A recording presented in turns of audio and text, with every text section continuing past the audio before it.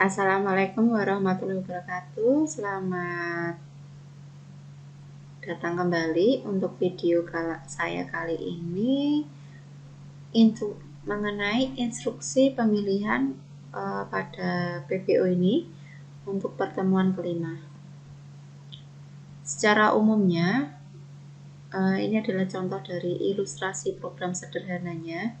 Jika alur program sederhana tanpa percabangan, ini adalah contohnya, dimulai dengan mulai, kemudian ada print selamat pagi, selamat datang, kemudian sampai jumpa dan selesai. Ini adalah contoh dari ilustrasi program sederhana. Jadi tidak ada percabangan ya untuk yang sederhana ini.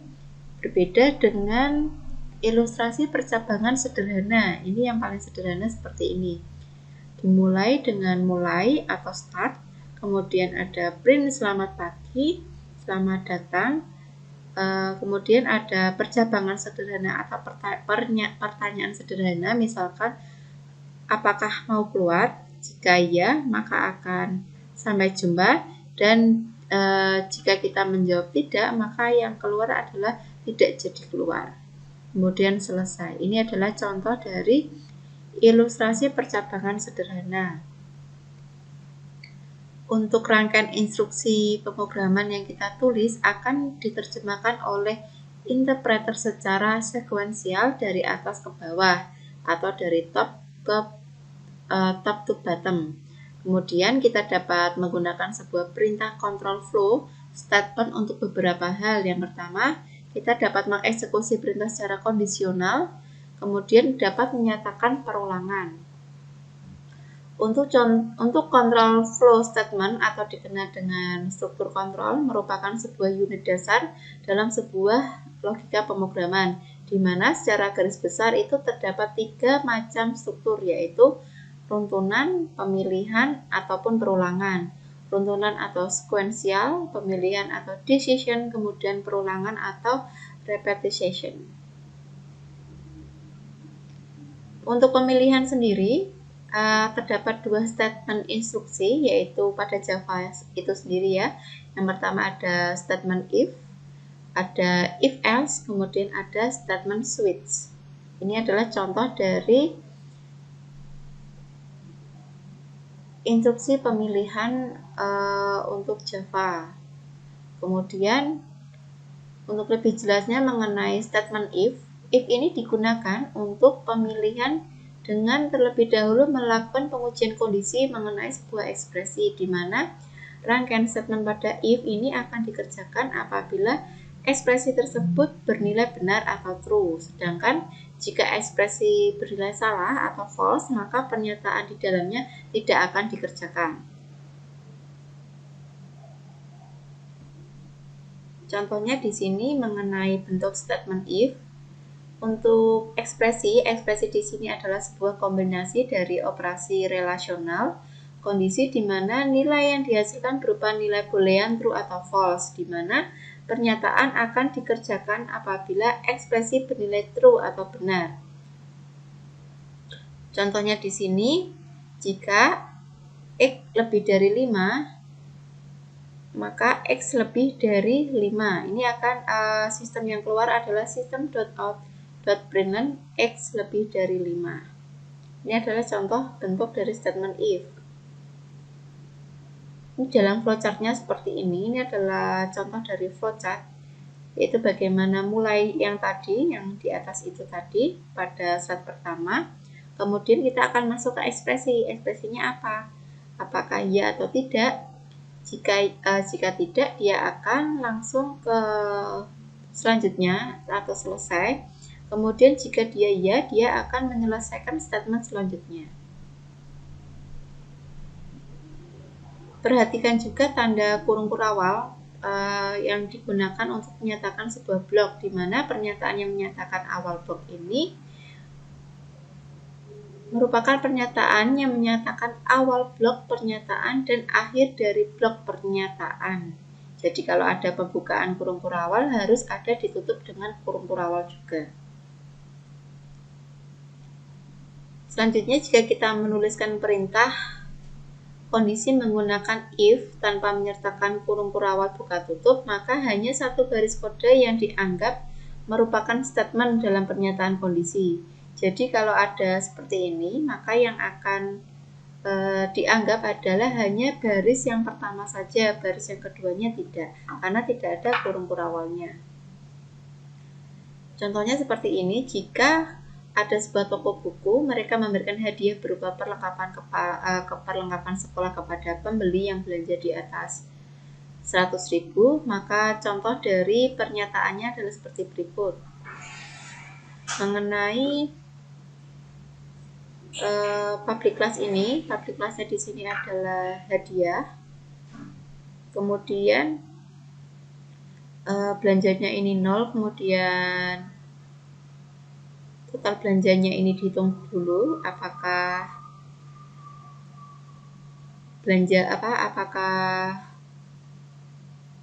customer ini belanja lebih dari 100.000.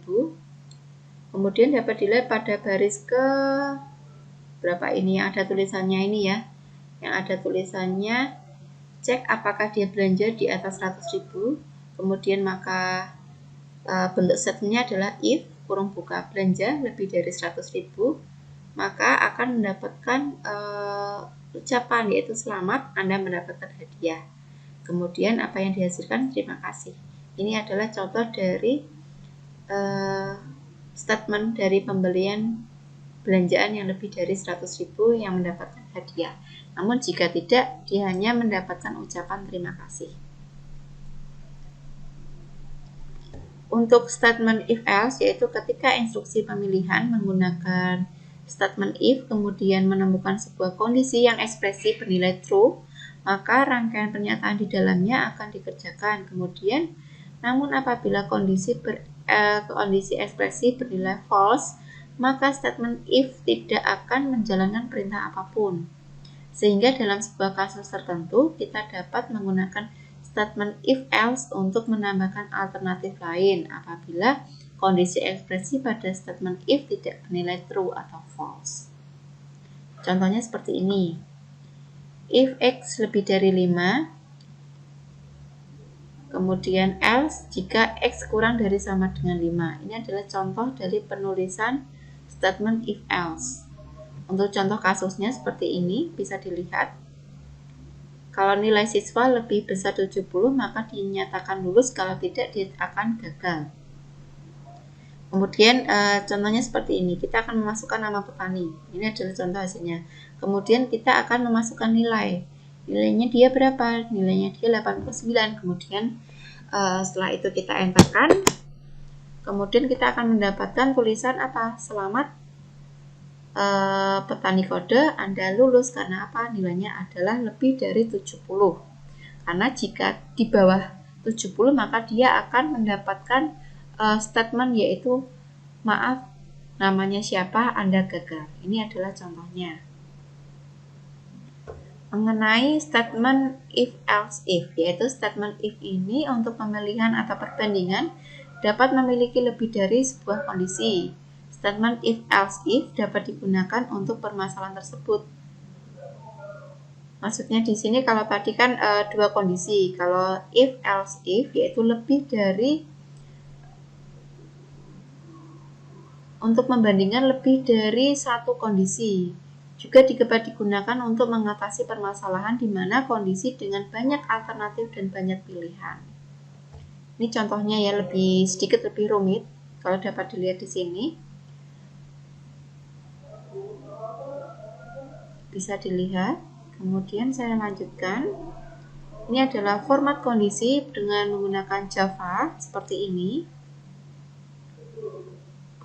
Ini adalah contohnya. Jika nilai 90 maka akan mendapatkan A. Lebih dari sama dengan 80 B dan seterusnya sampai dengan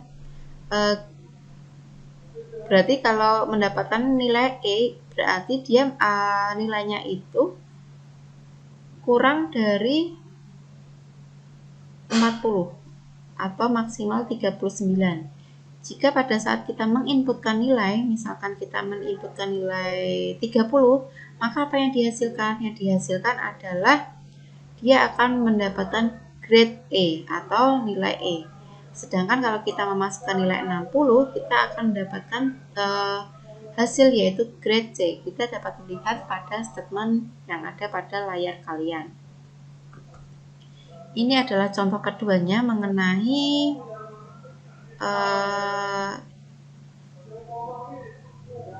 if else if ya kondisinya. Ini adalah contohnya seperti ini, ada beberapa contohnya, bisa dicoba.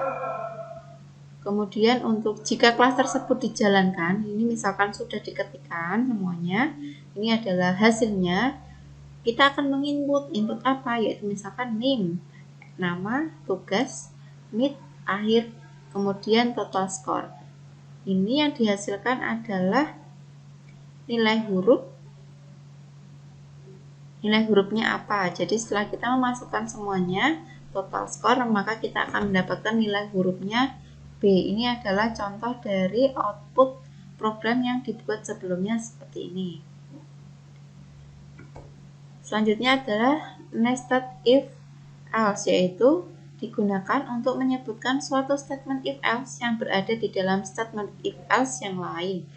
Dalam arti suatu statement pemilihan if else dapat memiliki beberapa statement if else di dalamnya. Ini adalah contohnya dalam bentuk nested if else-nya, bisa dilihat.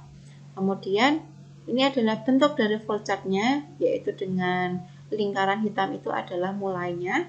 Kemudian ada pilihannya, kartunya apa. Misalkan dia ya belanja lebih dari 100.000, maka dia akan mendapatkan diskon 15.000.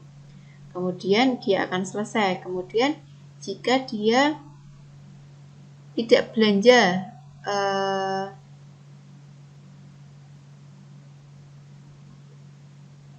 lebih dari 100.000, jika tidak, apakah dia belanja lebih dari 500.000? Jika ya, dia akan mendapatkan diskon 50.000.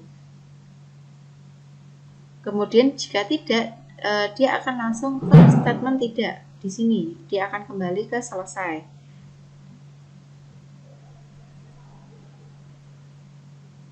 Untuk selanjutnya, apakah dia kartunya apa? Jika kartunya salah, dia akan mendapatkan apakah dia belanja lebih dari 100.000, maka dia akan mendapatkan diskon hanya 5.000 saja. Ini adalah contoh dari nested if. Jadi ada kondisi yang kondisi if yang lebih atau kondisi yang dimana suatu statement if else ini berada di dalam statement if else yang lain. Ini adalah contohnya. Jadi ada if di dalam if ya. Ini adalah contohnya.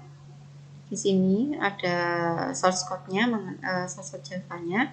Kemudian hasil dari run-nya itu kalau di-run-kan, apakah ada kartu member? Jika ya, maka hitung dulu total belanjanya berapa. Jika lebih dari 500.000, dia akan mendapatkan diskon 50.000. Sedangkan jika belanjaannya lebih dari berapa ini 100.000, maka dia akan mendapatkan potongan 15.000. Padahal di sini dia belanja total adalah 334.000 dan dia akan mendapatkan potongan 15.000 saja. Untuk selanjutnya ada switch case, yaitu digunakan untuk memilih berdasar banyak pilihan, di mana dari masing-masing pilihan akan menghasilkan pernyataan atau aksi yang berlainan sesuai dengan yang dilakukan. Untuk pengambilan keputusan ini dilakukan dengan mengevaluasi nilai tunggal dari sebuah variabel. Untuk percabangan switch case sendiri, yaitu adalah bentuk lain dari if else. Bedanya di sini apa? Percabangan ini menggunakan kata kunci switch dan case. Formatnya beda tapi cara kerjanya sama. Ini adalah contohnya. Switch case. Nah, ini adalah contohnya ya, contoh bentuk formatnya. Kemudian ini adalah contoh dari penggunaannya. Kemudian apakah hasilnya? Hasil yang dihasilkan dari source code ini adalah jika kita merun hasil ini, maka dapat dilihat bahwa inputkan warna, misalnya kita menginputkan warna hijau. Kemudian lampu hijau silakan jalan. Ini adalah contoh dari penggunaan sweet case di sini.